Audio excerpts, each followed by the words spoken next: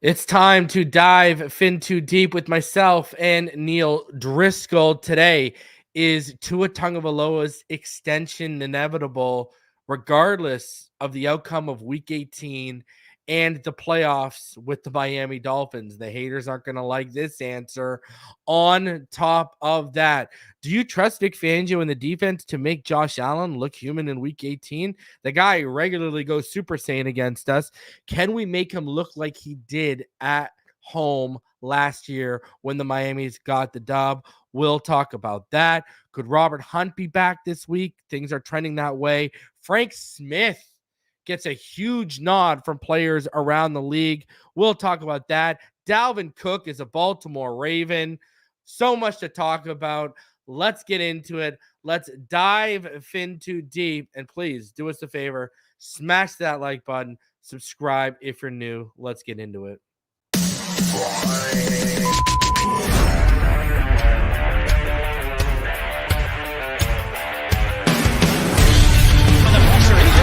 Loses the football. Touchdown!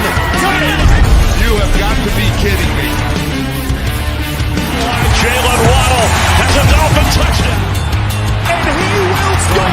Field down the near side, man open. Touchdown!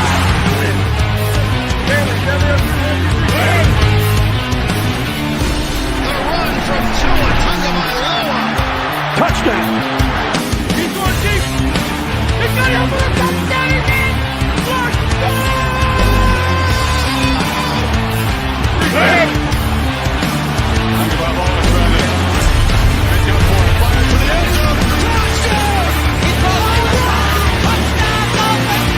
Beautiful day to be a Dolphin fan. Let's go!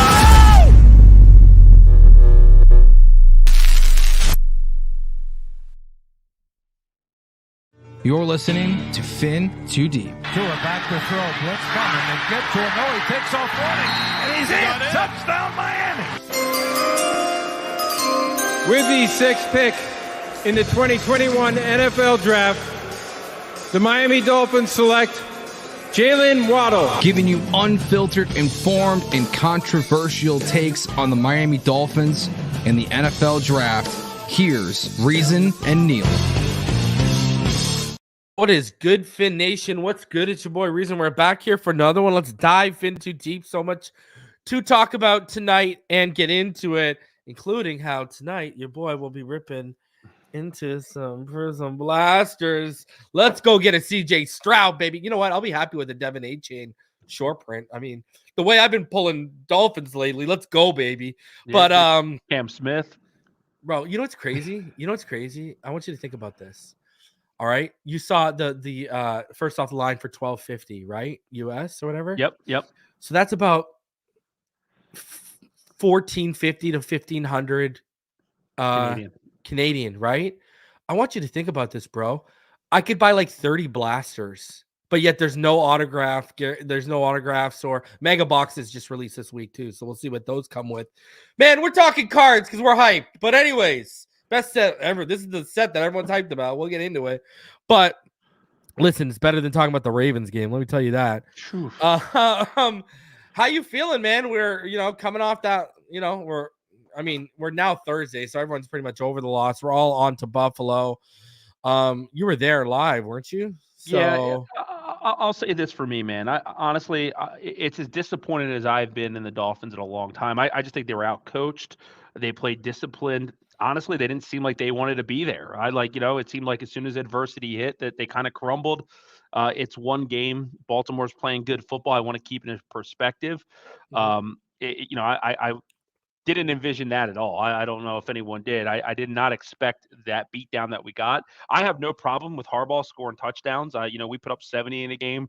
If you don't like it, stop them. I just don't like the situation. It's right after an injury. I think that was classless. And I know it's the Fangio Harbaugh little tiff. I know what that's all about. Harbaugh, the Ravens live in this town. They need on the flag in another country. In 2016, they honored Ray Rice this weekend, a guy who knocked his girlfriend out in an elevator. Like, the Ravens do a lot of things that have me scratching my head, but I digressed from that. I just think the biggest loss of this game was Bradley Chubb. I mean, it sucks way more than the scoreboard to have another premier edge rusher, another premier player on this team go down for the rest of the year sucks. And it sucks because we probably won't see Bradley Chubb until halfway through the season next year.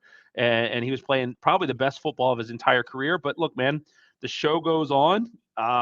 We have a bigger game this week now, and it is a massive, massive game. And, the Ravens would have been a nice to win. I think this is a need to win this week against Buffalo. I agree, man. I agree 110%.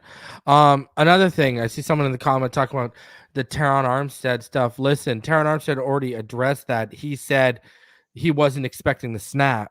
All right. Now, whether that's on Liam Eichenberg or whether that's on Tua Tagovailoa, that's up for discussion. Tagoailoa was arguably either an encroachment or offside on that play. But I'm not going to sit here and give any validity to dudes out here who don't know ball and have jowls like pelicans. I mean, I'm not about to sit here and do this. It's just not going to happen. All right. Like, you got people out here who don't know ball that are out here talking about it. Bro, the thing is, what got Terron Armstead to even respond and talk about it was the suggestion of, it was suggested that Terron Armstead whiffed on the block because he was mad at Tua. That was literally thing I've ever suggested. Terron Armstead, when healthy, it literally, PFF put it out today.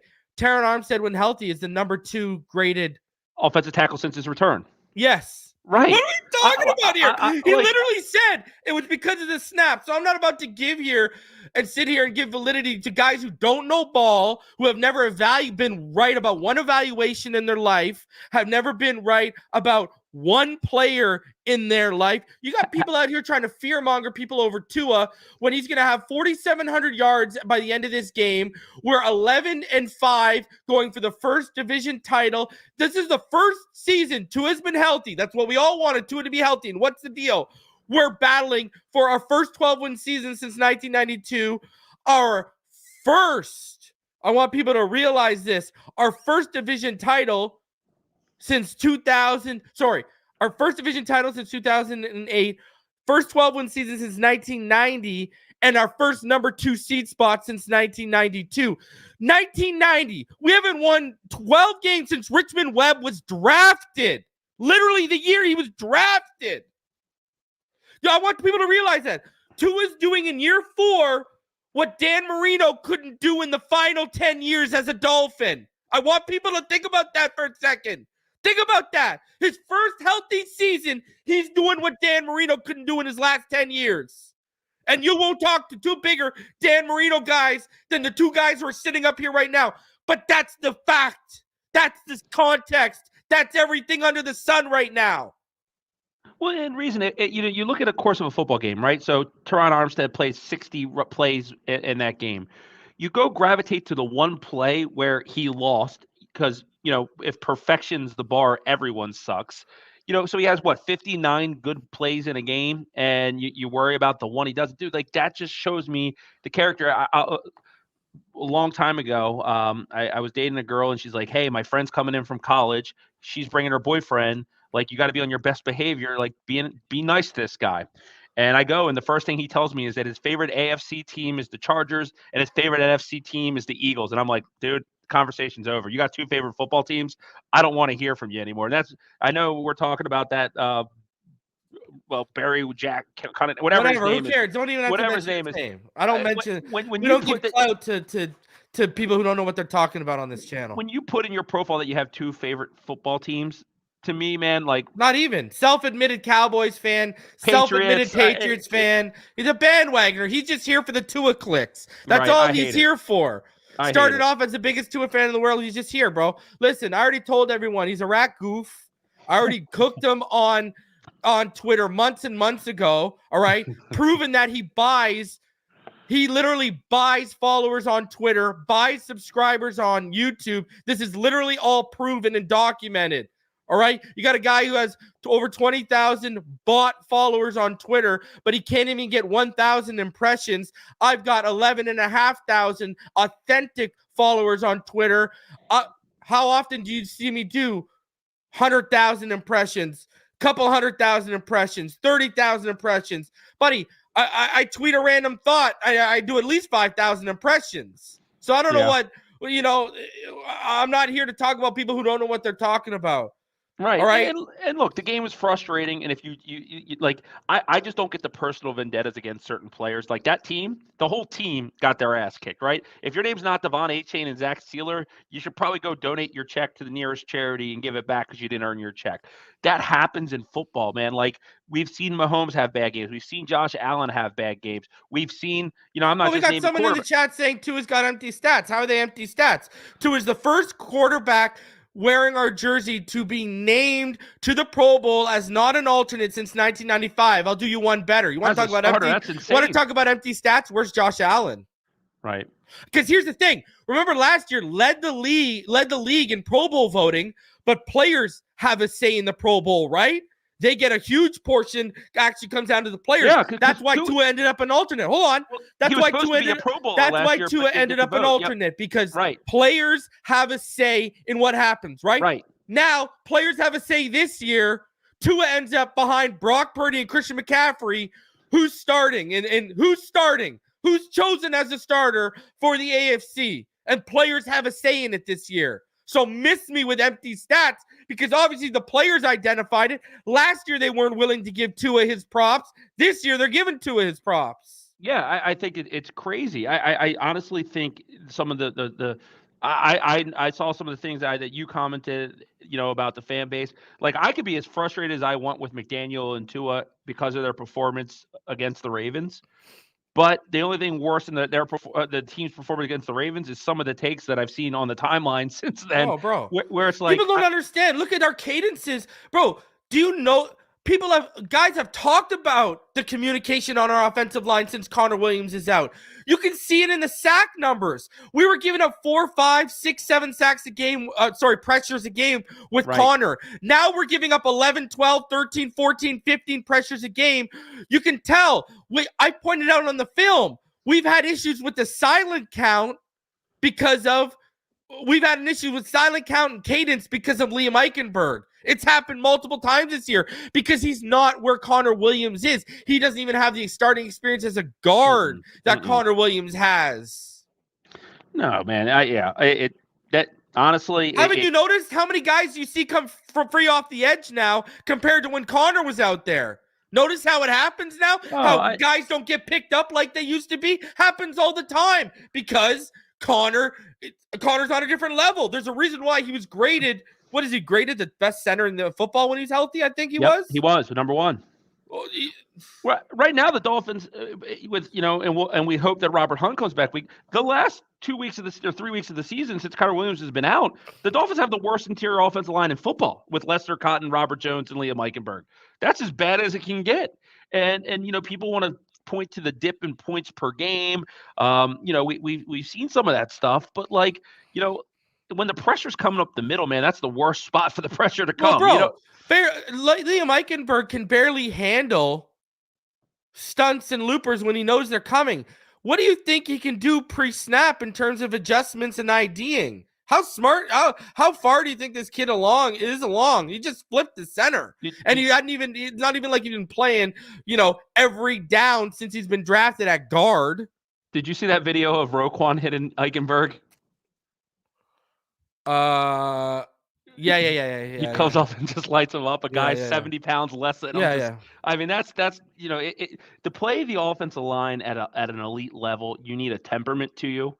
Even to play at a very good level. I don't want to crap on Liam Eichenberg. He's done a serviceable job filling in at center. But there is a tremendous drop off. Look at this idiot, bro. Two have not shown he can take this team to the next level yet. First of all, how many playoff games has he won? And then I go back to it. We are in a position this Sunday, no matter how you cut it. First chance at the AFC East crown since 2008. Last time I did math. I mean, do the math for me. What are we talking about? 15 years. Okay. That's one. 92. First 2 seeds since 92. That's 21 years. I mean, that's 31 years. That's 31 years, right? Now then, first 12-win team since 1990. That's 33 years. What are you talking about next level? His first season healthy we're in those kind of driver seats right now? What are you talking about? You people are delusional. When did you, who were beggars, begging for anything even half as good as what Marino did, and when did y'all become choosers?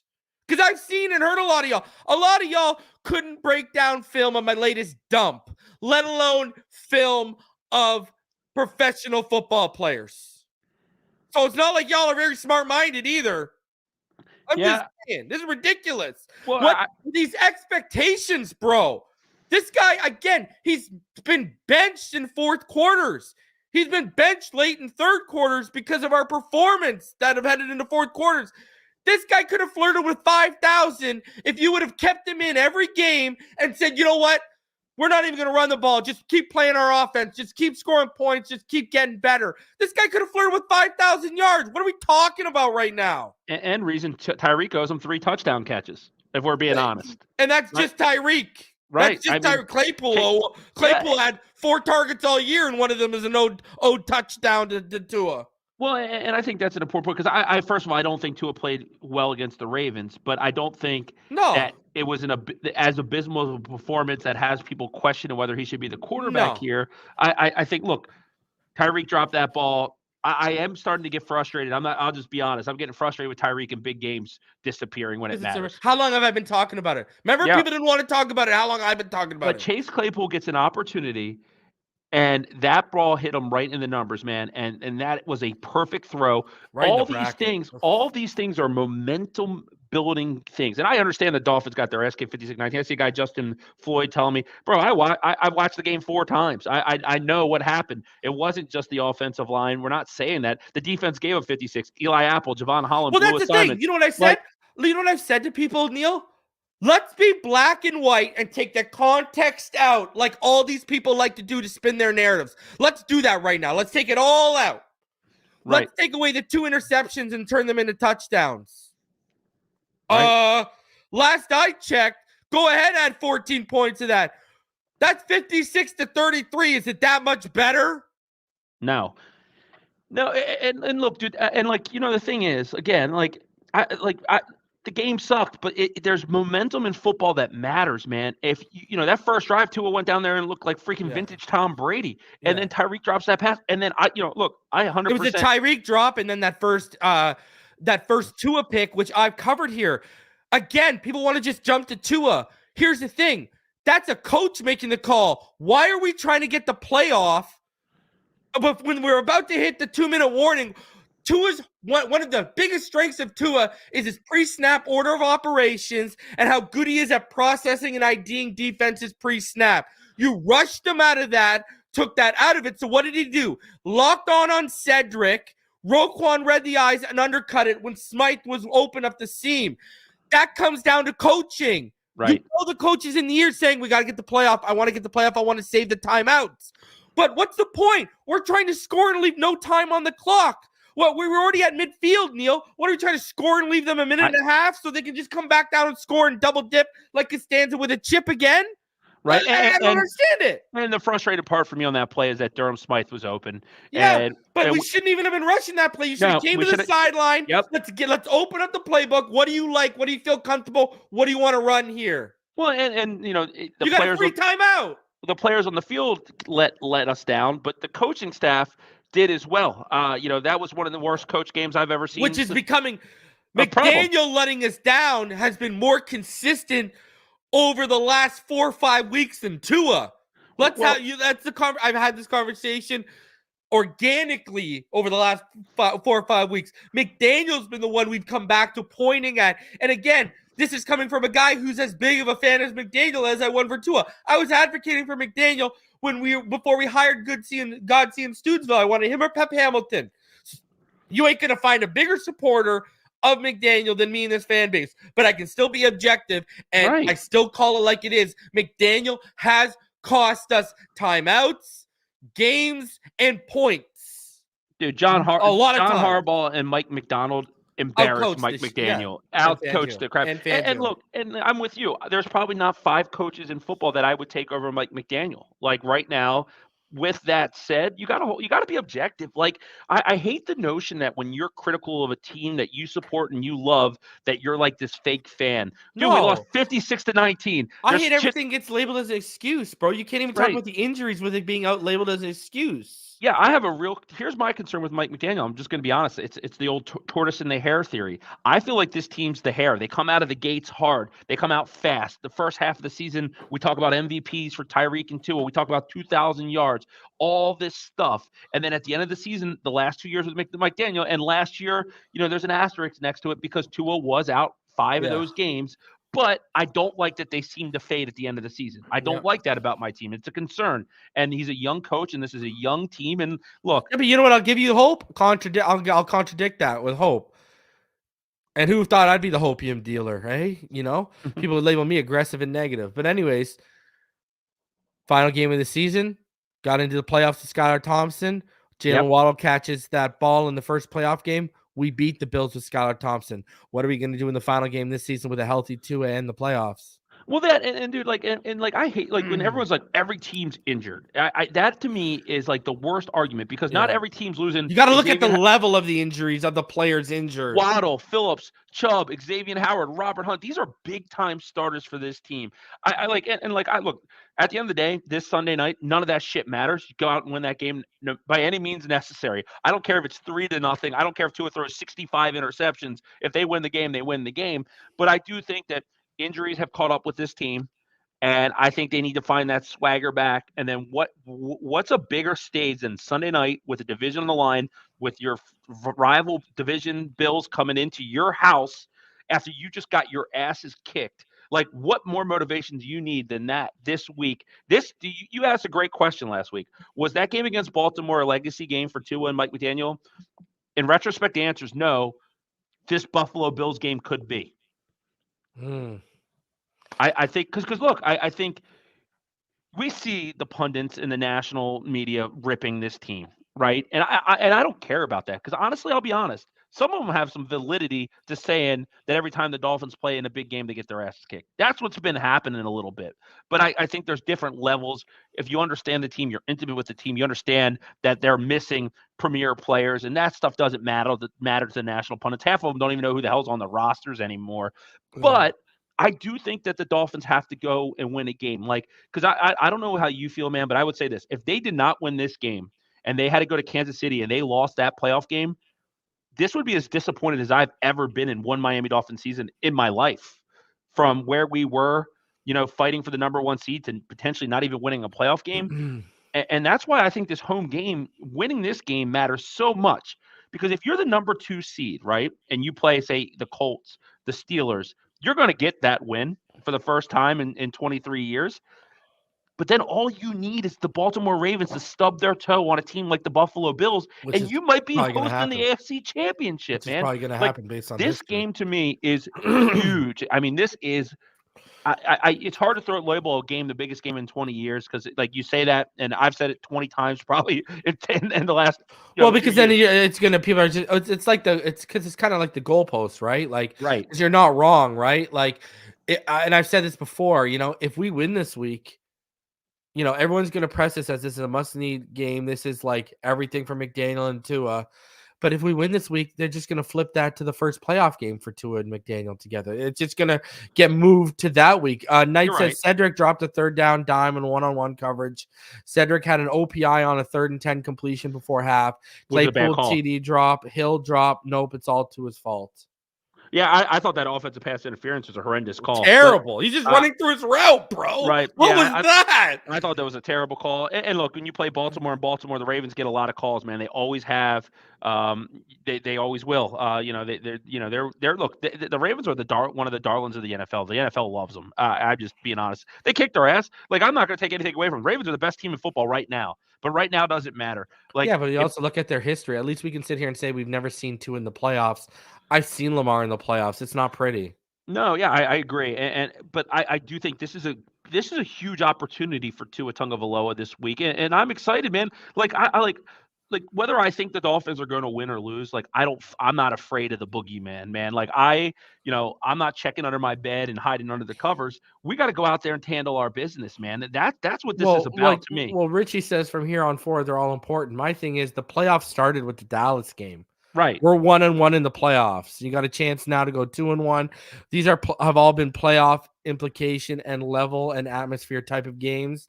And it's no different this week. They have just gotten bigger as the week has gone by because last week was for the 1 seed. Now it's for lock in the 2, lock in the AFC East. And see, the thing is, I'm not even pointing to the Ravens loss. That's not the one that haunts me right now. The one that haunts me is the Titans loss. Everything would be locked up right now. Awful loss. One of the worst losses in years. People want to put that on Tua when the defense allowed how many points in the last 3 minutes? Yeah, what are we talking about? I put it on Vic Fangio. I'll be honest. I'm disappointed in Vic Fangio, even though we've had the best defense since Jalen Ramsey came back until last week. I that's great. You've beat up a lot of mid to low teams. I'm disappointed with Vic Fangio in some of these games because I hate the stubbornness, man. Jalen Ramsey should be locked on Stephon Diggs this week. If you have Eli Apple on Stephon Diggs, like that's where things go awry. After what happened to Cater the first time. Yeah, Eli Apple is such a bad football player, man. That play, because I heard Ball Game going nuts in his space, and I was laughing my ass off because he was so right. Like how Eli Apple misread that play and gave up on his responsibility is something that you learn when you're in Pop Warner football, bro. When I played corner when I was 9 years old, I knew that I was dropping in that play. Like to me, that is Eli Apple. You could cut him tomorrow, and I wouldn't lose any sleep. But I said this. Did the Bengals or did they not go to the Super Bowl with Eli Apple against Buffalo? And I gotta add this too. Remember, it wasn't Burrow that got into the playoffs. It's how good that defense was, and Burrow just rode the coattails. I mean, if Fangio gets his ish together, Eli Apple. I mean, dude, this game is going to teach us so much about the Miami Dolphins, about Fangio, about McDaniel, about Tua. This game is going to teach us so much about the makeup of this football team, whether we're on the right path or not. Like, we're going to learn so much about this team because to me, it's not a must win. We're already in the playoffs. It's a must win from the standpoint of if you really want to have a shot at winning a Super Bowl, you win this football game, right? You don't go limping in the playoffs when you're the number 2 seed. Because look, with one game to play, they're the number 2 seed in the whole AFC right now. That means they're the second best team in the AFC through 95% of the NFL football season. That's a pretty damn good spot to be in. There has been some ugly blemishes along the way. I actually think the Titans lost. I agree with you 100%. To lose that game with under 3 minutes with 14 points is way lost than losing to the Baltimore Ravens to me. That game was disgusting. I woke up Tuesday and felt like my dog had died. It was miserable, man. Like that game sucked. With that said, all that negativity that's in our mouth goes away. You win this game Sunday. All of it. You're 12-5. You're the number 2 seed. You're hosting a team that you're going to go lay the smackdown on the following week. Like to me, man, this is such a big game. I'm so excited, just to be in this atmosphere, in this position, to have a game in the last week of the season that means so much. All right, so let's ask. We got to talk about this because, before we get into everything here, I've seen it's been a hot topic, and I don't even know why it's a discussion because I've been telling people weeks ago it was happening. Tua Tagovailoa's extension. Is it inevitable regardless of the outcome of this Sunday in the playoffs? Because I believe it is. Daniel Jones got 40+ million, and people really want to say Tua's not worth 50. Tua Tagovailoa is twice the quarterback Daniel Jones is, all right? It's not even close, all right? Not even in the same stratosphere. I wouldn't even be happy if Daniel Jones was my backup, dude. I wouldn't be happy if Daniel Jones was the backup of this football team. So let me ask you this, because these haters are going to be real mad when we tell them the truth. I keep telling you it's happening, especially this offseason, because they want to be able to restructure his money. And that 50-year option is a key because they can move money around, right? It saves 12 to 15 if they get a deal done. Yeah. So what are your thoughts on it? Because I'm telling people, get prepared. I've been telling people, Tua Tagovailoa, and I want people to really listen to me right now. Tua Tagovailoa is about to be the highest paid Miami Dolphin player ever. Let that one sit in on your little black hearts, you haters. Let that one sit on your dome. So, but what I got to say here is 2 seasons in a row, Neal, in this new offense. All right, he's been in the MVP conversation. Right. First year fully healthy. We're vying for the number 1 seed in the AFC East, the number 2 seed. We had a shot at the number 1 overall seed in the AFC. And like I said, vying for a first 12-win season in over 30 years. He's going to have around 4,650 to 4,700 yards by the end of this game.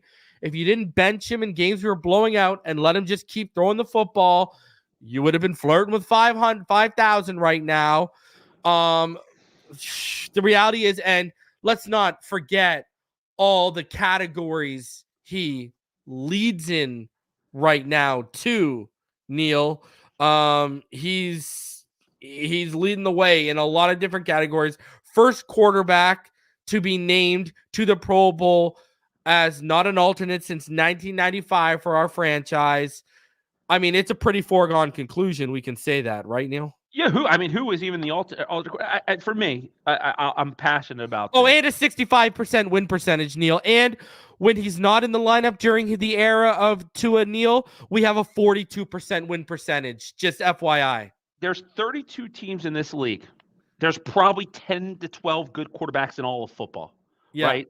This is the worst, I think, the quarterback position's been in totality since I've ever watched football. I'm just being honest. Like, you look at the bottom half of these quarterbacks, and it's awful. And the Buccaneers are saying, you know what? Maybe I'm going to keep Baker Mayfield, right? Mm-hmm. I just want to put this in perspective. If you're not going to keep Tua Tagovailoa here, what the hell is your plan, right? Because, sure, you could go trade up and say you're going to get Caleb Williams, which isn't going to happen. We don't have the resources to do it. But let's just say that. I was pretty confident that Trevor Lawrence was going to come in the league and be better than Tua Tagovailoa, and I was wrong. I was wrong about that. I had Trevor's as the highest grade quarterback that I've ever graded. But it was luck, Tua, and then I had Trevor Lawrence come in between them two, and I was wrong. Tua's better than Trevor Lawrence. If anyone wants to argue with it, they can. Tua's better than Trevor Lawrence, right? Yeah. So we don't even know what Caleb Williams is going to be in this league. Drake May, Jaden Daniels, all those guys. I feel I would take Drake and Michael Penix over Caleb Williams because of my fears of him as a leader of men and his attitude. But look, Pat Mahomes is probably better than Tua Tagovailoa. He's got 2 Super Bowl rings. I'm not going to argue that. He is. Yeah. Josh Allen, I think there's an argument, but I think Josh Allen's totality so far would probably put him a little bit above the package. Tua. It's the package. Yeah. Lamar being an MVP, playing at the level he is right now, if he's going to win MVP. He played better than Tua on Sunday. He was the MVP on the field, and Tua wasn't. I mean, I'll give you Lamar. I'll give you Lamar over Tua. And I'll give you Joe Burrow, even though I think there's a huge question mark there. But I'm not going to argue with those because I think those are the 4 that 99% of the people in the world will say are better than Tua. After that, I'm not saying Dak Prescott's better than Tua. I'm not saying Justin Herbert's better than Tua. I'm not saying a 41-year-old Aaron Rodgers is better than Tua.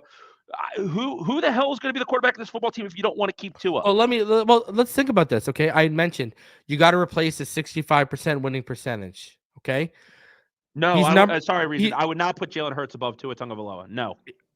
Well, look at the rumblings coming out of Philadelphia because of Jalen Hurts as a passer. As a passer right now, it seems like there's some regret for the contract that just handed out. Anyways, Tua right now, this is what you would have to replace. And you need to find it immediately because our Super Bowl window's now.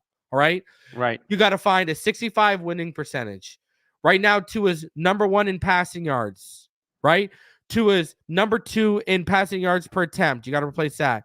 You got to replace the number 1 completion percentage. It's just under 70%. It's 69.6%.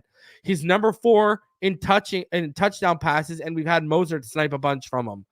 You gotta replace the number 3 best passer rating. You gotta replace all this stuff, and we ain't got time to sit around and play twiddly dinks and wait for someone it's just not gonna happen. I mean, it goes back to this is why it's not gonna happen. Because it goes back to when people were like, I want to see Tua with Sean Payton. And I would come up here on my channel and say, no, I want to see him in the Shanahan offense. He is the perfect West Coast quarterback. That's the problem here. Tua is such a lightning quick and fast processor. His post-snap order of operations when he's not being rushed to the line to beat out the 2-minute warning is one of the best in the NFL. His pre-snap IDing and processing is elite. You got to... And he's getting better. He's still getting better. Well, that's the thing. It's only year 2 in this new offense. Right. Where do you think he's going to be by year 4 and year 5 in this offense? Same can be said with Mike McDaniel. Where do you think Mike McDaniel is going to be as a play caller, et cetera, in year 4, year 5 after the experience? They're going to be lights out. Tua already knows our playbook the best and has in this offense since last year. But perfect example, look at Tyreek Hill. Why was Tyreek Hill getting so open? Why were people thinking, oh, they're force feeding Tyreek? It wasn't because they were forcing him. It's because in year 2 of the offense for Tyreek's talked about it. Last year, he relied on his athleticism. This year, he knows the route concepts better. You see the work he put in on his releases, and you see how he's stemming routes now this year.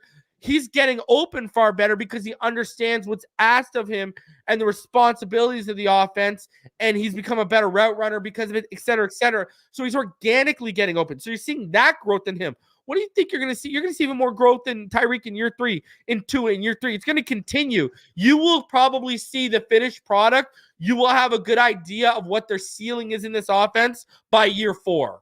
Yeah, I mean, in the year 4, you'll know what they can be in this offense. In totality, you will know.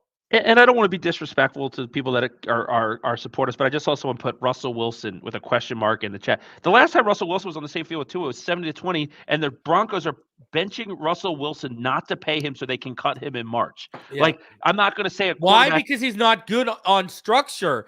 Sean Payton wants you to be structured in the pocket. What happens with Russell? He makes his big plays off structure and misses throws that are in structure, and that's why Peyton's pulling his hair out. Anyway, sorry. Yeah, well, no, and so any way you slice it, Tua is a top 5 to 7 quarterback in football. The Pat Mahomes of the world, the Lamar Jacksons, Josh Allen, those 3 guys are the kind of guys that have like I can put a cape on, I can become Superman, and I can overcome anything and go win games. But they also, and Mahomes doesn't have as bad a floor, but we've seen Lamar and Josh Allen's floor. Josh Allen is very high turnover prone. Lamar Jackson has crapped out in the playoffs quite literally every single time he's been out there, even losing to Ryan Tannehill at home with one of the best football teams we've seen in the last decade.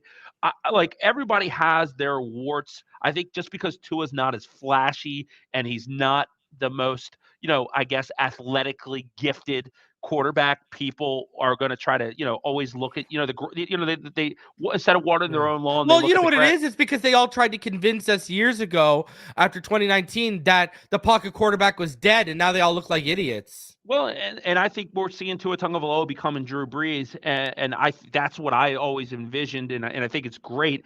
Because here's the thing is, if you are getting rid of Tua Tagovailoa right now, and that's your philosophy, you might as well get rid of Tyreek Hill, Bradley Chubb, Jalen Ramsey, because these guys are built to win right now. Like, yeah, you can't. You're not. Yeah. What are you going to do? Throw some rookie in there? Who do you want? Kirk Cousins? Like, I just don't. I always hear when people say like about firing coaches, replacing quarterback, replacing players. The one they think it's Madden, bro. They think it's Madden. Who with who? You tell me who. You tell me. They think it's Madden. They think it's Madden. That's right. Exactly what they think. They think it's Madden. Well, you could call the Ravens tomorrow and say, "Hey, we'll give you our next 10 first-round picks for Lamar Jackson," and they're probably going to tell you no, right? Like, they're probably going to tell you no. Well, look what they did. They transition tagged him to bait someone in to sign him so they could just match it. Right. Like, so like that's what I'm saying. Like instead of worrying what you don't have, appreciate what you do have. You have a guy. These people don't, bro. He literally, by Football Universe, that means fans, players, and coaches, just got voted to be the starting quarterback in the AFC over Mahomes and Lamar Jackson. And Josh Allen. Josh Allen didn't make deep, but like that is crazy to me. And look, I'm not going to say that I don't think Tua needs to play better in some of these bigger games, and he has to continue to evolve. There's criticism that needs to be laid down on Tua, but to think about replacing him right now after what he just did, the question was, can he stay healthy? The guy's the healthiest guy on our freaking football team. Oh, no, now it's not can he stay healthy. Can he win? Now it's okay. Now it's no longer about can you stay healthy. Now it's all these other narratives. Sam says signing Tua is a no-brainer. But I wonder if the next 2 games factor into the price. Sure they do. Well, the market factors the price, brother, not the next 2 games. And FinZep says, is he still going to be lit without Tyreek in 3 or 4 years? Let me get this for a second, all right? Let me handle this one for a second. All right. Good Lord. All right. First of all, let me hit you with this. All right. Tua Tagovailoa. All right. And his record without Tyreek and with Tyreek is almost the exact same. All right. So this whole notion that he can't win without, like, okay, with Tyreek Hill, all right, he is what is he? He is 18-10. Without Tyreek Hill, he's 15-8. He's basically a 65% win percentage either way. So that's number one. Number two, all right, was Tom Brady. Like, listen to this. This is what always hits people. Tom Brady. Go look at Tom Brady. Tom Brady never threw 30 touchdowns before Randy Moss arrived. That was about I remember 7 years. That was 7 years into his tenure as a New England Patriot, right? 7 years in, 6 as a starter. What happened? How many times after Moss left did he throw 30? Because you know what these people don't understand? What they don't put together because they don't know the nuances of the game? They think everyone and everything centers around the quarterback development included. They don't realize that great quarterbacks develop because of great wide receivers as well. I'll give you a perfect example. Welker, Edelman. These guys that came through. Danny Amendola. You don't think he was saying, hey, Randy used to like to do this. Randy, I used to watch Randy do this. You don't think he's passing along Randy's tricks of the trade from working with them? You don't think this is what people aren't grasping here, that quarterbacks can grow and develop playing with other players to an extent where when those players leave, the growth and development is done. So you just continue the train moving. This is a cycle that has gone beyond. Brady ain't the only one this has happened to. This is a cycle that's happened with a lot of quarterbacks that have started out with great receivers, and then you've seen them without the great receivers later on. I hate that question because it assumes that Tyreek Hill is making Tua. And if I had to vote for the team MVP to this point of the season, I'd vote for Tua over Tyreek. And here's why. I think Tua's played better in big games than Tyreek Hill has. So, I mean, and I think, and you guys know, I think Tyreek's the best player in football. I think he's one of the best top 5-6 receivers ever to play the game. I have all the world of respect for Tyreek Hill, so I'm not crapping on him. I just want to, kind of elevate Tua here where what did Tom Brady do when the defense stopped being historic and he had no weapons in New England in the last year and he got knocked out? Took his ball and went to Tampa Bay to a loaded offense because he said, I can't win with no weapons. What did Patrick Mahomes do when his tight end started dating the biggest pop star in the world, right? Like, look at that offense. It's pathetic, right? So, like, I like that's where it's like there's always context. Like, the grass isn't always greener. Look, Tua deserves this deal. And not only does he deserve the deal helps this football team with cap flexibility. They're $40.9 million over the cap heading into the season. Yeah, you need it. With Chubb and Phillips being hurt, they got to go find a pass rusher. Like everyone assumes that it's going to be Andrew Van Ginkel. I would say not so fast. Keep an eye on a guy like Danielle Hunter from the Vikings. I know the Dolphins have liked him a lot for a while. But I will say that, with Wilkins, Robert Hunt, Braxton Berrios is a guy I think they'd like to keep on the cheap. Like, there's a lot of things they can do. And I've already done all the math on the cap, and I know the way they can save and all that stuff. I know all that equation. I'm just saying that, like, you have a top 5 to 7 quarterback in football. It saves you $12 to $15 million in cap space. You have no better options. You're going to be drafting 25 or later this year. There's going to be nobody there. Who do you want? Bo Nix over Tua Tagovailoa? Like, the best free agent guys, Kirk Cousins coming off a bad Achilles injury himself. Like, there are no options for the Dolphins in the near future. They're not going to be bad enough to sniff a top 10 quarterback anytime soon. Like, this is an absolute no-brainer. There's not one reason you could give me not to pay Tua Tagovailoa right now. And if your argument is he doesn't carry the team in big games, the team is the number 2 seed in the AFC right now. Like, heading into the final week of the season, they're the number 2 seed. So I don't know what else you could possibly want. If they were in one of these cupcake divisions, they'd be at worst a 3 to the seed. And they are one of the 5 best teams in football, despite getting their asses kicked against Baltimore. And Tua Tagovailoa has a lot to do with that. And Timothy, he says 2020 we had no receivers that can create separation. He's coming off an injury that would end some people's career. 2021, Waddle was the only receiver, and we had no running game. And what happened, Timothy? I know you know what the answer is. Fan base fell in love with Gesicki, who had his best years with Tua. Fan base was so down and heartbroken when Lynn Bowden Jr. left because he was such a reliable receiver. Tua made him into that. So Tua's been making players before Tyreek got here. Preston Williams. Remember how excited everyone was for Preston Williams and what him and Tua were doing in the rookie year? Buddy, DVP revitalized his career a little bit with Tua when he was healthy, right? Tua knew him so well. How many DPIs did they draw? How many flags did they draw? Because Tua knew how to throw to DVP and draw flags from defenders. You would see it. We saw it like 5 times in one season. They were on that sync. So we've seen Tua work with different styles of receivers, and we've seen Tua make chicken salad out of chicken, SHIT. And we've seen people fall in this fan base fall in love with players that they were productive with Tua, but they've gone to the abyss and into the black hole since they left the security blanket that was Tua Tagovailoa. Thank you very much. Yeah, so Ed Reason, if I could just stress, someone put in there that it's a bad take by me because I said the Dolphins are the number 2 seed in last game season, and if they could potentially lose in the 6th round and become the number 6 seed. Well, I'm living in the reality, not a hypothetical situation that they're going to lose. Like you're assuming the Dolphins are going to lose and become the 6th seed. They're right now. The reality is they're the number 2 seed. To automatically draw an assumption on how someone's thinking and gravitate to the worst case scenario, like they lose to Buffalo, they're the 6th seed. If you say, and I see, you don't pay him until he wins a playoff game. So let's say we don't win a playoff game this year or next year. Then what's your plan? Then what's your plan? They don't have it. They don't have the plan. See, bro, that's the thing. These people think they have the answers and they have no solutions, bro. Right. Like, look at this guy. Show me Tua winning a tough game or on the road or a playoff win. Okay, I can show you. First of all, he hasn't played in the playoffs yet, so I don't know how I can show you that. But right, where was the defense in the run game in week 1 against the Chargers when everyone was hyping that Chargers team coming into this season? See, people like to play hindsight after they saw the Chargers 5 or 6 weeks into the season. But I remember you were there for the post-game show. Remember the post-game chat had over 1,200 people in there?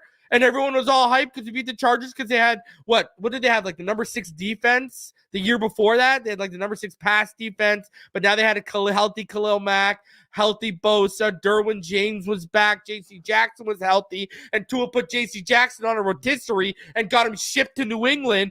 We had no run game, we had no defense, and Tua won a shootout on the road, first game to open the season, when everyone was expecting Herbert to take an MVP leap and the Chargers to take a leap from a playoff team to a AFC championship contender, and Tua and the Dolphins said, not today, thank you. Right. So are the Chargers wrong for paying Justin Herbert? The guy choked the biggest playoff win he could have had last year against Jacksonville. Like, I just think that too many people drive and make decisions off of the results and not the journey. Sometimes you have to measure the journey as much as you measure the results. And here's what the saddest part of all of it is for me. There are people that are waiting for the Dolphins to lose and fail just so they can say, I told you so. And they're fans of the team. Like, dude, I'll cut off my left arm for the Dolphins to freaking win a Super Bowl. Like, I'm dead serious. Bring the damn hacksaw, you can do it. It makes me so mad to hear people that you know what? I'll give you my finger to bite down on while they cut your arm off. All right, bro. I love Tua. He's my favorite player in football. I'm a Tua near, whatever you want to call it. That's cool. Paint me with that brush. But with that said, I love the Miami Dolphins way more than I love Tua Tagovailoa or anybody. And I want what's best for this football team. And if I truly thought that Tua Tagovailoa couldn't win this team a Super Bowl, I'd be on this podcast right now telling you not to, because there was a time when I didn't think Tua could win this team a Super Bowl, and I said trade for Deshaun Watson. I'm not afraid to say when I was wrong, man. There's so many people that want to be right. They're afraid to say when they're wrong. I wanted Deshaun Watson, and I was wrong. Because he's not been. I know there's certain people in this community who were telling everyone Tua could never reach an MVP level, Tua could never do this, Tua could never do that. Right? And then Tua looks like an MVP the last 2 years. They go out here and make videos apologizing to the fan base and declaring Tua a franchise quarterback, but a couple losses later, and they revert right back to the people they truly are. Yeah, when the Dolphins lose, there's a 50% chance that I'm going to get arrested and go to jail, and like a 30% chance I might get divorced. That's how hard I take Dolphin losses, man. My family hates me. They hate that the Dolphins have had holiday football over the last years, but they loved me on Christmas Eve because that was a lot of fun. And, I was drinking a lot of barrel-proof whiskey, and that was a fun night. But at the end of the day, like, I just can't imagine sitting here wanting to say, oh my God, it's okay if the Dolphins lose the bill because then I can sit there and tell everyone that Tua is not our quarterback. Like, dude, get a Monopoly's on sale for $14.99 at Target after the holidays. Go get that. Get a hobby. Have fun. Like, if you like, I just don't get how you could want your freaking football team to lose, man. I don't get it. We could lose 49. Oh, sorry. We could lose 42-35.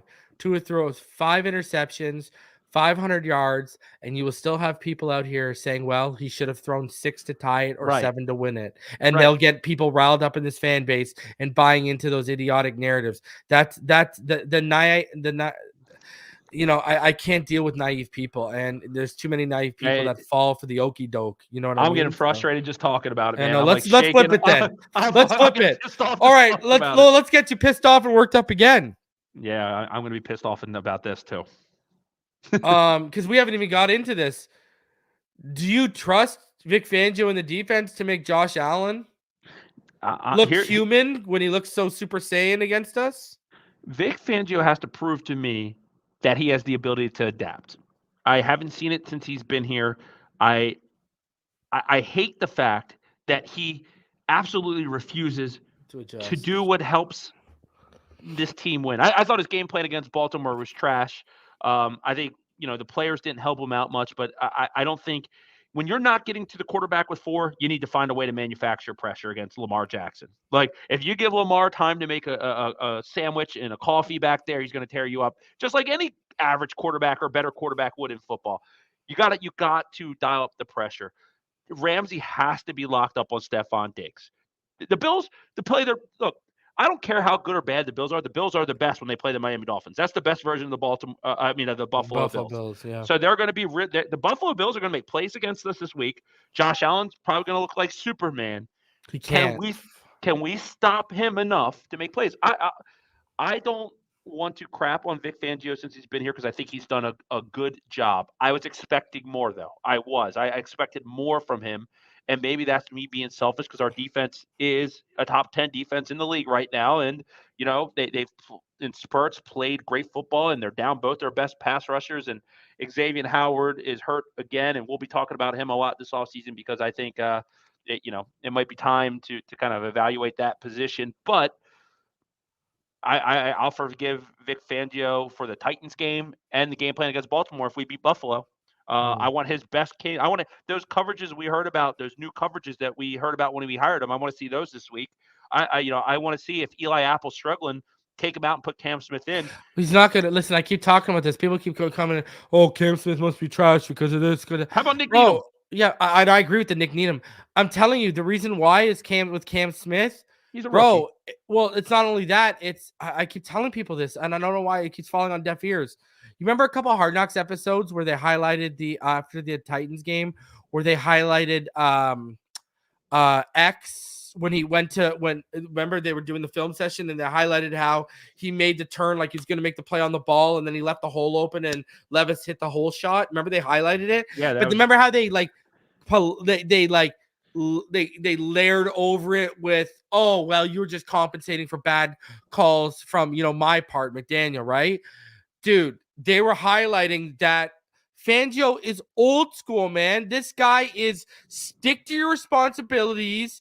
Don't go try and be a hero. Only allow the freedom that my scheme dictates you when you understand it. That's why you saw the safeties talking about it. Stick to the scheme. Stick to the responsibilities. Don't stray from it. I think that's why he's not a fan of X. Right? Because when X said he wanted to come and try, and I think this is a reason. Like, people don't realize if Flores or Boyer were running this defense and we were running man principles, and you got to rely on the athlete, Cam Smith is already out there right now. The problem is you got to trust the player, and you got to be sure that A, they know what they're doing from front to back, and B, they are not going to stray from what they are allowed to do inside your scheme because they get big eyes for the football. That's why Cam Smith isn't being given a shot. And on top of all that, do you really think they're going to put him out against the Cowboys, the Ravens, the Bills are in the playoff game when we can't afford for him to get cooked? There's no way. It's a red shirt. It's a red shirt. Yeah, bro. The streak, I told everyone earlier in the season, the stretch where you needed to play him was that Panthers-Giants stretch. Yes. That was the stretch to get his feet wet. If you missed that, you pretty much threw it out the window, and that's where we're at right now. Yeah, and for conspiracy theories out there, I think there's a guy who's going to be available on the trade market potentially that's really familiar with Vic Fangio's scheme, and his dad was a Miami Dolphin, and if the Dolphins move on from X, I think the Dolphins could potentially make a move for a big name corner this offseason. I'll just kind of put that out there because I know they were interested when they heard he was available last year. So, but I think you're 100% right. Cam Smith's not going to factor into this football season at all. It's too late. It's too late. It's not going to happen. If it was already going to happen. I do think that Nick Needham's got to be ready. They trust Ethan. I don't. Yo, bro, you want Ethan Bonner? You know I like Nick Needham. I don't think they're fans of him, bro. From what they've seen, I don't think they're fans of him. I think they trust Ethan Bonner because he's got the speed and athleticism, but they know because of his situation of how he came into the league. Yes, sir. No, sir. Can I have more, sir? You know what I mean? Like he's a very student of the game type. He's a student of the game. and he's a coach. Yeah, I don't want to call him a coach's pet, but whatever, buddy. He will do what you ask to a T. He won't get big eyes for the football, and they fear Cam Smith will get big eyes for the football. Yeah, and look, I mean, like I think Vic Fangio has the capability with what the talent we have to stop Josh Allen. Now, Melvin Ingram traditionally has played really good against Buffalo.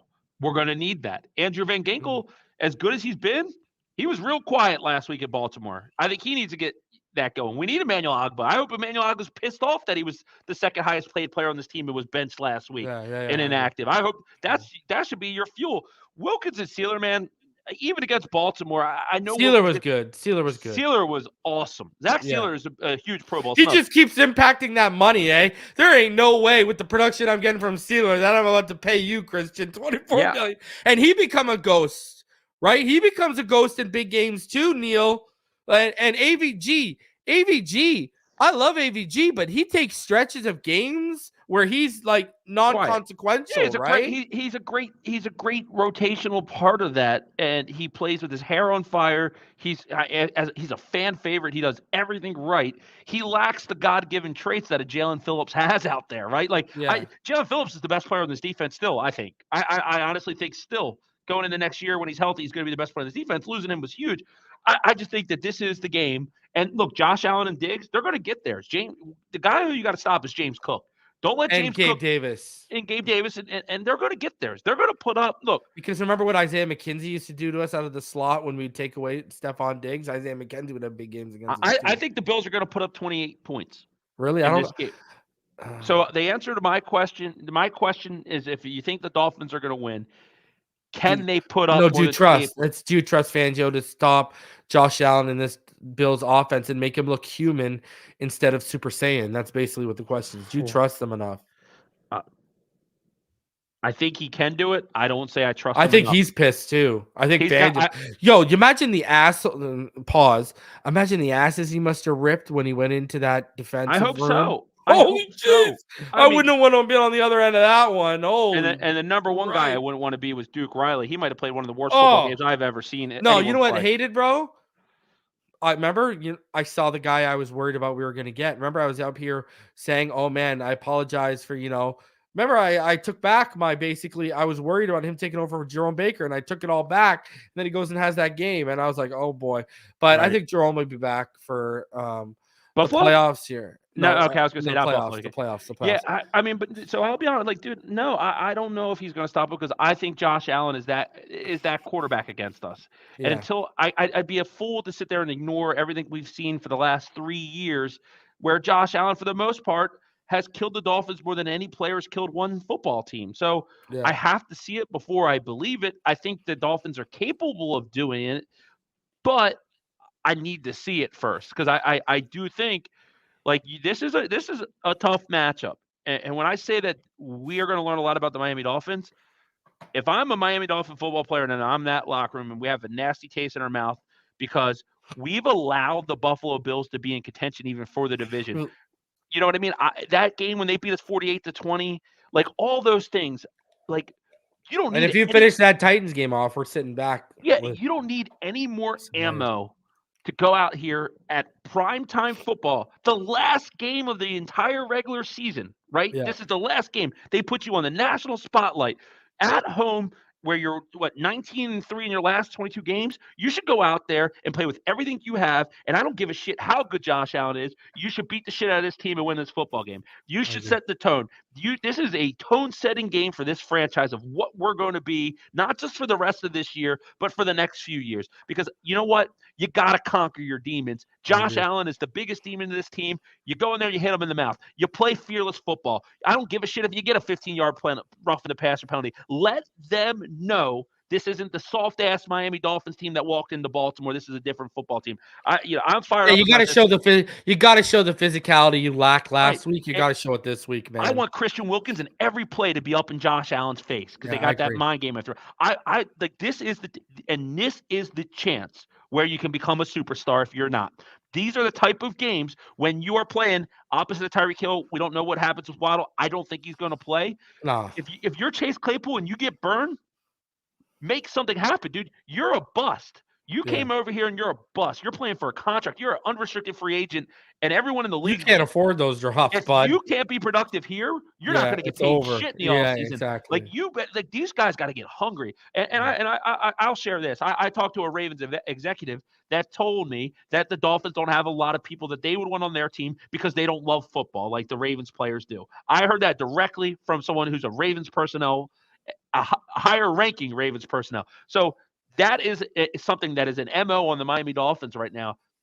Dude, if you don't have fuel for this game, you're in the wrong hobby, right? Like, I mean, you're playing the wrong game, the wrong profession. Like, this is what I dreamed of trying to do when I was a young kid. I'm not good enough. I wasn't fast enough, strong enough, you know what I mean, to get to that level. But this is where you are on your turf, division, Week 18, you win the division. You get those hats. You're in the locker room smoking cigars. You get a home playoff game. Advantage, you're the number 2 team. The Ravens stumble. You're the number 1 seed in the whole AFC. The playoffs come through you. There is so much riding on this football game. I've never wanted to win a game more as a Miami Dolphins fan than I want to win this damn game this week. Yeah, I'm serious. And we might have so bad, man. We might have. The fact of the matter is, we might actually have Hunt back too. I want to play. I want to play this clip, and then let's talk about it. With a lot of guys, the injuries going on. I think they've been doing really good, man. I'm excited to get on and just, play the game the way I like to play the game, and if that's help winning games, you know what I mean? That's what I want to do, and I think I'm just excited for to be back on the field. How much more so? Are you playing Sunday? Is that I'm taking it one day at a time, but yeah, of course I want to play Sunday, but we're taking it one day at a time, see how it goes. I feel good, so at this moment, it is what it is. Whatever's needed of me, I'm here to do. How much more so is it with what's on the line, Robert, knowing what, at home for the division, an opportunity to win the AFC? I mean, that's a big deal, man. We all know it's a big deal. It definitely fires me up, get me excited, to play this game. And, the idea is try to run around and hit people. What's it been like, Rob, for you, considering you played every game in your career before this injury, to sit and watch and rehab twice now? Yeah, man, it's been very, very frustrating. It sucks, man. It sucks. It's a tough thing, man, especially if you're not used to it, you know what I mean? To sit back and watch. But like I said, credit to the guys up front, man, that's been plugging in and doing what they got to do and doing it at a high level, man. I can only, commend those guys, and, now I'm excited to go out there and play with them. Sounds pretty much like he's getting ready to come back this weekend, doesn't it? Yeah, man. My question: why the hell haven't we extended Robert Hunt yet? I mean, his market value is $8. I've been saying that since the offseason. What are we talking about? At $8.5 million a year, he's one of the best values in the offensive line. I said if you can't get Wilkins done, you need to pivot to Hunt. Well, what did they just say? The reporter, I couldn't tell who that was who asked them, but they said it was like, this is the first time in your career you've ever missed games. Omar. That was Omar. Omar. Oh, yeah. I mean, like, damn, man, like, God damn. I'm sorry about that. I'd love to sign Robert Hunt. Robert Hunt's the guy. If he comes back and plays, that is a humongous upgrade to this offensive line. I would argue we've seen the peak of Terron Armstead, and he's been really good at the peak. Austin Jackson played amazing. I'll be honest, since he got paid, I've been a little discouraged with Austin Jackson's play. I think he's playing adequate. I don't think he's playing as high a level. I think there's an argument that Robert Hunt is one of our better offensive players, period. Like the upgrade from him from a Lester Cotton or a Robert Jones, I mean, that's a humongous leap, man. I really hope he is healthy, because I'll be honest, man, and I was talking trash about this last week, and you saw me going on the war. I'm okay if Mostert doesn't play. I want A-Chain to be the guy who gets the carries. And why aren't you here taking your victory laps on all those people who called you out and you ended up not? I'm just saying facetiously. I know why you're not, but because, man, those people looked real dumb calling you out after he didn't dress. I mean, but look, dude, and there's validity in what I'm saying, because I didn't say that I don't appreciate the season Raheem Mostert has or think he's a good football player. I was worried about his availability, just like we were worried about Tua's availability, and we talked about it all season, and we wanted to see him become that guy that you could count on being out there every week. Here we are in the last 2 weeks of the season, and Mostert doesn't look like he's going to play again this week. I actually think A-Chain's a better football player, so I'm okay with that. I think it hurts our depth overall when Mostert's not out there, because I think he's way better than a Wilson or a Brooks. But, like, I think this is a game, because if you remember the first time we played Buffalo, the guy who stood out to me in a losing effort was Devon A-Chain. And against Baltimore in a losing effort, Devon A-Chain was the best Miami Dolphin. I am seeing a trend that if this guy is healthy, he is as electric of as a weapon as anyone on this team, not named Tyreek Hill. And I think he's going to be huge in this game. And, man, if you have Robert Hunt and Austin Jackson on the right side of that line, I mean, you know, at least, and with Eichenberg, you got a little bit of continuity there with Armstead holding down the left side practically on his own. I mean, that is going to be as good of an offensive line as the Dolphins can have at this point of the season right now, with Isaiah Wynn not coming back and Connor Williams being out. So I would think, and look, and here's someone saying Mostert missed one game. Again, like, you just choose what you want to hear and see. I made it very clear. We always talked about in the offseason, we always talked about December and January. We never talked about September, October, November. We were talking about December and January after what we saw last year. Right. 21 touchdowns. I mean, there's people who, you know, that's stat board scoring. Sure. He had 21 touchdowns. He had 0 last week. And you say Chris Brooks is always back. Chris Brooks got 1 pitch last week, fumbled the football, and he's pretty much, I blame him for the reason Bradley Chubb's hurt. So, like, if you want to take your Chris Brooks victory laps, you know, catch that ball, don't fumble, run the clock out. Bradley Chubb's not back on that football field. Sorry. I'm getting pissed off. Something I wanted to talk about before we get into the predictions here too. Interesting thing for Frank Smith.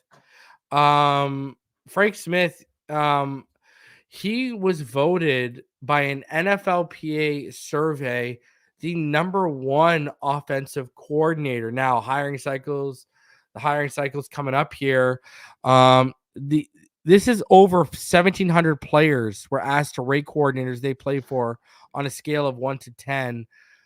Now, this is because obviously Fangio didn't make the top 5 of defense. So that's not why I was showing it. But Frank Smith, #1, I think he's going to be one of the hottest names on the hiring cycle. I think that's why we're going to get the Darrell Bevel. Is going to be our OC next year. And then after him, when he leaves, Welker will probably be the next guy up for the promotion. What are your thoughts on Frank Smith, who's not even calling plays, getting that kind of respect league-wide? I think he's going to get hired in the offseason. I do. I think there's going to be – I think because there's always that job opening that comes available that we don't know is going to come available, right? They happen. I think there's going to be 6 to 7 jobs opening. I think we could see Harbaugh for the Chargers, to be honest, and that's Jim Harbaugh. I think he could leave for the NFL. Other than that, man, it's not the greatest candidate list of coaches out there. And a well-respected coach like Frank Smith, who's got a great offensive mind, right? Like, I could see the Chargers making a play for him and coming back and putting him back with Herbert.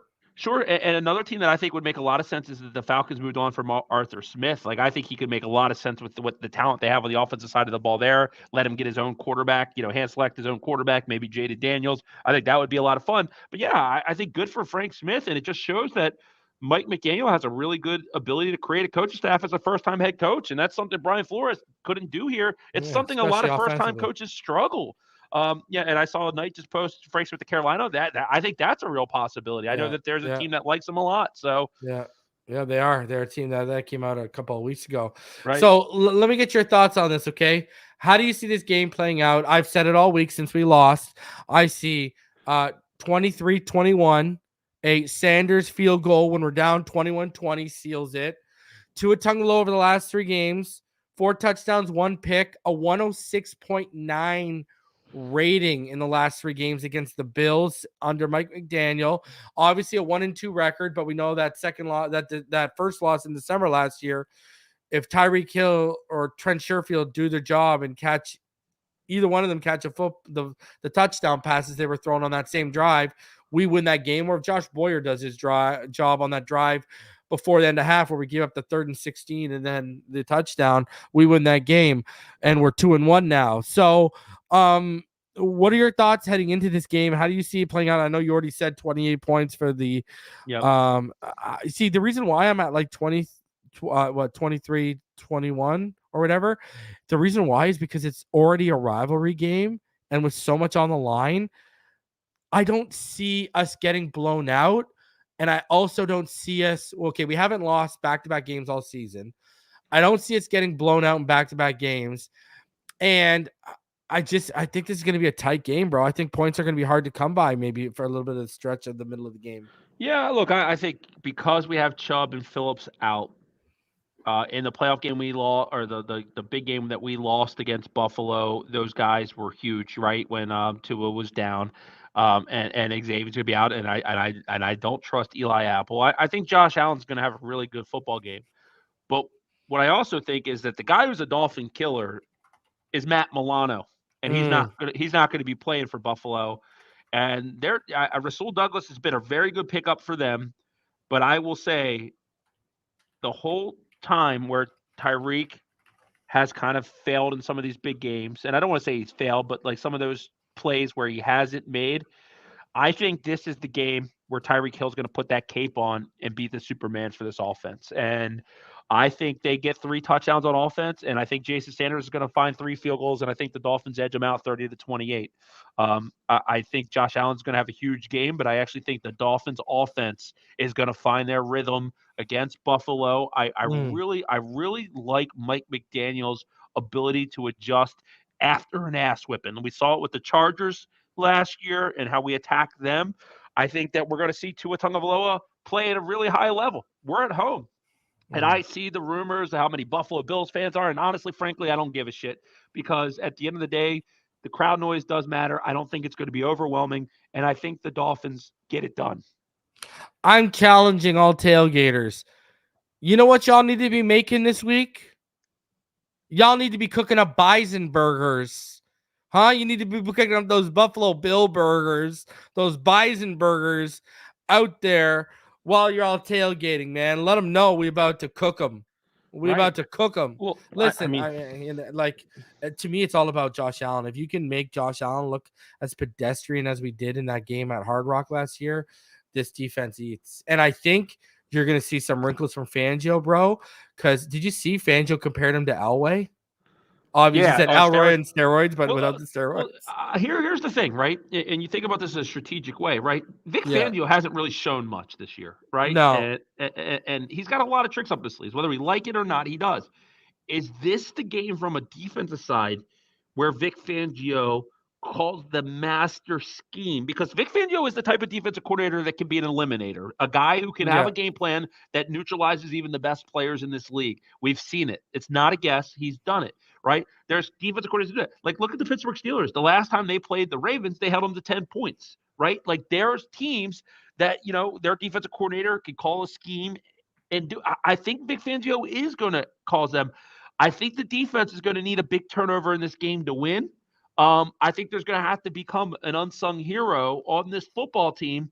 And I do think that Melvin Ingram is going to be a guy that's going to make a huge play in this football game. I think Melvin Ingram causes a turnover on Sunday night. And I also think that Ramsey could get his hands on a ball. He's due for an interception, man. Yeah, it's been a minute. And I expect a huge bounce back game from Javon Holland and Deshaun So do I. Elliott. Yeah. They both were awful last week. Yeah. Let's be honest. And we've seen Deshaun Elliott's best ball when Holland's out there. Right. So I think that the defense will make enough plays.